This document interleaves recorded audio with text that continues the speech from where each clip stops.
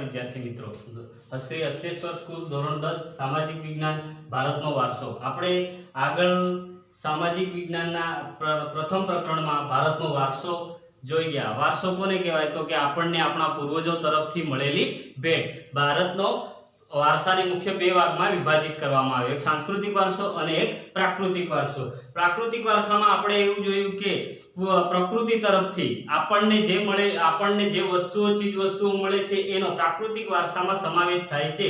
પ્રાકૃતિક વારસો એટલે કે पर्यावरण प्रकृति અને માનવ વચ્ચેનો નિકટતમ સંબંધ। पर्यावरण प्रकृति અને માનવ વચ્ચેનો નિકટતમ સંબંધ એટલે આપણે હવે પ્રાકૃતિક વારસામાં કઈ કઈ ચીજ વસ્તુઓનો સમાવેશ થાય છે એના વિશે આપણે અહીંયા આપણે ભણીશું। પહેલું છે ભૂમિ દ્રશ્યો।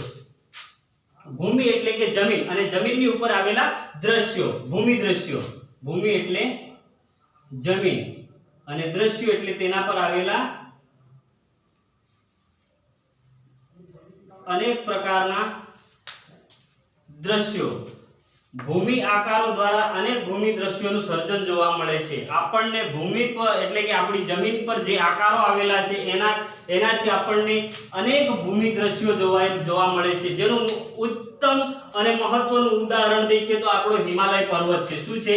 हिमालय पर्वत। हिमालय पर्वत एक एवा प्रकारनी भूमि आकार धरावे छे के जे भारतनुं शुं करे छे तो के रक्षण करे छे। शुं करे छे? रक्षण करे छे। केवी रीते?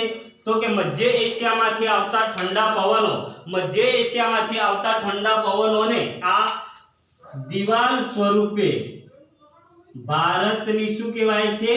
दीवाल स्वरूपे ए ठंडा पवनोने रोके छे अने एनुं रक्षण, आना रक्षणना कारणे आपणे आपणो वारसो अने आपणी जे प्राकृतिक संपदा छे एनो महत्वनो अंग मानिए छे हिमालय ने। केम के मध्य एशिया मांथी बिल्कुल ठंडा पवनो आवता होय छे। ए ठंडा पवनोने एक दीवाल स्वरूपे आपणा उत्तरमां आवेलो हिमालय पर्वत जेने रोके छे, जेना कारणे आपणने अहींया ठंडीनो अहेसास थोड़ो ओछा प्रमाणमां थाय छे। केम के आ जे एक मोटी एवी दीवाल छे, प्राकृतिक दीवाल छे, जेना कारणे आपणने अहींया जे आपणी जे प्राकृतिक जे संपदा छे एनुं रक्षण पण थाय छे। एक हिमालय कई रीते आपणाने भूमि दृश्यों पूरा पाड़े छे तो के हिमालय में अमरनाथ, बद्रीनाथ, केदारनाथ जेवा यात्राधामो आवेला छे अने हिमालय में ऊंची ऊंची पर्वत शिखरो पण आवेली छे, जेना कारणे आ हिमालय पर्वत जे छे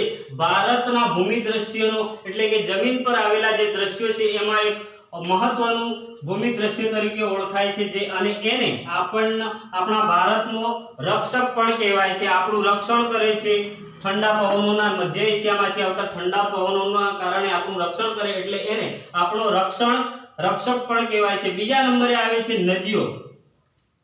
नदीओ भारतनी संस्कृति ए नदी संस्कृति तरीके ओळखाय छे। केम के भारतनी जे प्राचीन संस्कृति आपने खबर होय, आपणे जाणीए छीए के आपणी जे सभ्यता छे ए सिंधु खीण सभ्यता तरीके ओळखाय छे। भारतनी संस्कृति केवी संस्कृति तरीके ओळखाय छे? तो के सिंधु खीणनी सभ्यता संस्कृति तरीके ओळखाय छे। केम के आपणुं हड़प्पा नगर क्यांथी प्राप्त थाय छे आपणने? तो के सिंधु खीण नदी ना किनारेथी प्राप्त थाय छे। प्राचीन काळथी ज आपणे देखीए छीए के हड़प्पा, लोथल, मोहेंजोदड़ो, मकरान प्रांतनो जे मेहरगढ़ एवा अनेक प्रांतो आपणने नदीओना किनारे वसेला जोवा मळे छे। एटले के प्राचीन काळथी ज नदीओ भारतमां आगुं स्थान धरावे छे अने अत्यारे हालमां पण आपणे देखीए तो के भारतना मोटा मोटा नगरो, महान नगरो अने मोटा मोटा नगरो क्यां जोवा मळे छे आपणने? तो के नदीना किनारे वसेला जोवा मळे छे। केम नदीना किनारे?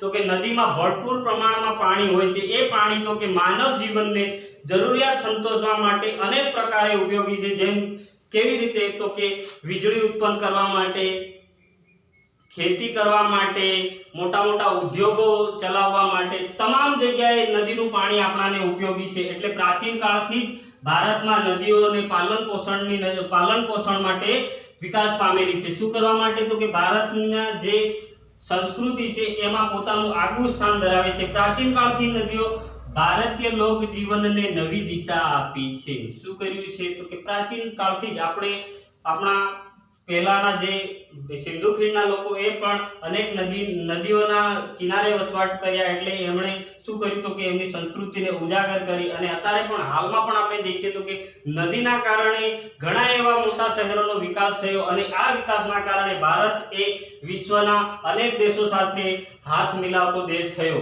પ્રાચીન કાળથી જ આપણને માનવ જીવનને નદીઓ ખૂબ જ ઉપયોગી જોવા મળે છે. માનવ જીવનની જરૂરિયાત સંતોષવા માટે નદીઓએ ઉત્તમ અને મહત્વની ભૂમિકા ભજવી છે. સ્વાભાવિક રીતે આપણે માનીએ છીએ કે નદીના પાણીમાંથી આપણે અનેક પ્રકારની આપણા જીવન જરૂરિયાત ઉપયોગી અનેક એવી સમસ્યાઓનું નિવારણ આપણે તો કે નદીઓના પાણીથી કરતા હોઈએ છીએ. પછી આવે છે ત્રીજા નંબરે તો કે વનસ્પતિ જીવન. ભારત નદીની સંસ્કૃતિને માનતો દેશ છે, એની સાથે વનસ્પતિ એટલે કે આપણી જે કુદરતી સંપત્તિમાં મહત્વનો ભાગ છે વનસ્પતિ, એને પણ પ્રેમ કરનારી પ્રજા છે. પ્રાચીન કાળથી ભારત દેશની પ્રજા કેવી છે તો કે પર્યાવરણ પ્રેમી. કેવી છે? પ્રાચીન કાળથી જ ભારત દેશની પ્રજા પર્યાવરણ પ્રેમી કહેવાય છે, જેના સાક્ષી તેના વૃક્ષ પ્રેમ, પુષ્પો પ્રત્યેનો પ્રેમ અને છોડવા પ્રત્યેનો. આપણે પહેલાના જમાનાથી અત્યારે પણ કોઈ દિવસ જરૂર પૂરતા જ આપણે આપણા જે વૃક્ષો છે, ફૂલો છે અને છોડવાઓ છે એનો ઉપયોગ કરતા આવ્યા છે. આપણાને કદાચ એક ફૂલની જરૂર હોય તો આપણે આખું છોડ નથી તોડી નાખતા, અને જેટલી જરૂર છે એટલું જ, એટલે કે પ્રાચીન કાળથી જ આપણી જે ભારતની પ્રજા છે એ પર્યાવરણ પ્રેમી તરીકે ઓળખાય છે. માણસ, પ્રાણી અને પશુના આહાર માટે વનસ્પતિ પર આધાર રાખવો પડે છે. આપણે હાલમાં પણ અને પ્રાચીન કાળની પ્રજા તો કે કાચા શાકભાજી, ફળ ફૂલો વગેરેનો આહાર તરીકે ઉપયોગ કરતા હતા. હાલમાં પણ આપણે તો કે માનવો છે, પશુઓ છે, પક્ષીઓ છે, તમામ પ્રકારના લોકોને વનસ્પતિ પર પોતાનું જીવન ગુજારવા માટે આધાર રાખવો પડે છે. ભારતમાં તો કે આપણે વડ, પીપળો, તુલસી વગેરેની પૂજા કરવામાં આવે છે. આ એક આપણો શું છે તો કે વનસ્પતિ અને પર્યાવરણ પ્રત્યેનો પ્રેમ દર્શાવે છે કે આપણે વિશ્વના બીજા કોઈ દેશોમાં આપણે કદાચ એવું જોયું ના હોય કે ત્યાં પીપળાની પૂજા કરવામાં આવતી, વડની પૂજા કરવામાં આવતી, તુલસીની પૂજા કરવામાં. ભારતીય સંસ્કૃતિ, ભારત દેશ એવો છે કે વડ, પીપળો, તુલસી વગેરેની પૂજા કરે છે. બીજું તો કે અહીંયા નદી, તો કે નદીઓની પણ આપણે વાત કરી લઈએ તો કે મિસિસિપી, થેમ્સ, નાઇલ, એમેઝોન વગેરે મોટી નદીઓ છે, પણ તમે એવું ક્યાંય જોયું નહીં હોય કે ક્યાંય સાંભળ્યું ના હોય કે આની નદીઓની પૂજા કરવામાં આવે છે. તો કે આપણી સંસ્કૃતિ એટલી મહાન છે કે ભારતમાં તમે દેખો તો કે સંધ્યા આરતી, માં ગંગાની આરતી કરવામાં આવે છે. નદીને પૂજનારી પ્રજા છે એ આપણને આપણા તો કે પ્રાકૃતિક વારસાની દેન છે. શાની દેન છે? પ્રાકૃતિક વારસાની દેન. આપણે નદીઓને પણ પૂજીએ છીએ, તેમજ જેમાં વડ, પીપળો, તુલસી વગેરેની પણ પૂજા કરતી પ્રજા છે. એટલે કે ભારતનો જે પ્રાકૃતિક વારસો છે એ એક અલગ પ્રકારનો પ્રભાવ પાડે છે. ભારતમાં સામાજિક અને ધાર્મિક જીવન પર વનસ્પતિની અસર ખૂબ જ જોવા મળે છે. ભારતનું જે સામાજિક જીવન છે અને એની સાથે જોડાયેલી જે ધાર્મિક પરંપરાઓ છે એમાં આ વનસ્પતિઓનું અનેરું સ્થાન જોવા મળે છે. અને ચોથા નંબરે આપણે જોઈએ તો કે વન્ય જીવન. પ્રાચીન સમયથી ભારત દેશ પ્રકૃતિ પ્રેમી છે. સ્વાભાવિક છે, ભારત દેશ કેવો છે તો કે પ્રકૃતિ પ્રેમી છે, તેની સાથે સાથે તે પ્રાણી પ્રેમી પણ છે. ભારત દેશ પ્રકૃતિ પ્રેમી છે, એની સાથે તે પ્રાણી પ્રેમી પણ છે. વિશ્વમાં એશિયાઈ સિંહો માત્ર ગુજરાતના ગીરના જંગલોમાં જોવા મળે છે. આપણે ભારત દેશ એક એવો દેશ છે કે જ્યાં વાઘ પણ જોવા મળે છે અને સિંહ પણ જોવા મળે છે. વિશ્વમાં કોઈ એવો દેશ નથી કે જ્યાં વાઘ અને સિંહ બંને એક સાથે જોવા મળે છે. તો કે ભારત એક એવો દેશ છે કે જ્યાં સિંહો પણ જોવા મળે છે, વાઘ પણ જોવા મળે છે. ધાર્મિક માન્યતાઓના આધારે વાઘ, મોર, ગરુડ જેવા પ્રાણીઓને, પક્ષીઓને દેવી દેવતાઓના વાહન તરીકે ઓળખવામાં આવે છે. તો કે ભાઈ હવે આ જે આપણા વન્ય જીવો છે એનો પ્રેમ માણસ પ્રત્યેનો અને માનવો તેને ધાર્મિક માન્યતાઓને આધારે તો કે શું તો કે આપણા જે દેવી દેવતાઓ છે અને એમના વાહન તરીકે આ પ્રાણીઓનો ઉપયોગ વાહન તરીકે આ પ્રાણીઓ જોવા મળે છે। તો એમ આપણે આ ભારતનો પ્રાકૃતિક વારસો જોયો, જેમાં ભૂમિ દ્રશ્યમાં સૌથી મહત્વનું તો કે આપણો હિમાલય, કે જે ભારતની ભારતને રક્ષણ કરતી દિવાલ તરીકે ઓળખાય છે। પછી નદીઓ તો કે સિંધુ ખીણ અને રાવી નદીના કિનારે ભારતની જે સંસ્કૃતિ જોવા મળે છે તેનો ઉદ્ભવ થયેલો જોવા મળે છે। હાલના સમયમાં પણ ભારતીય સંસ્કૃતિ તો કે નદીઓના કારણે પુષ્કળ પ્રમાણમાં વિકસેલી જોવા મળે છે। પછી આવે છે કે વનસ્પતિ જીવન, તો કે ભારત દેશની પ્રજા જે પર્યાવરણ પ્રેમી છે, જેના સાક્ષી આપણા વૃક્ષ પ્રેમ અને પુષ્પ પ્રેમ જોવા મળે છે।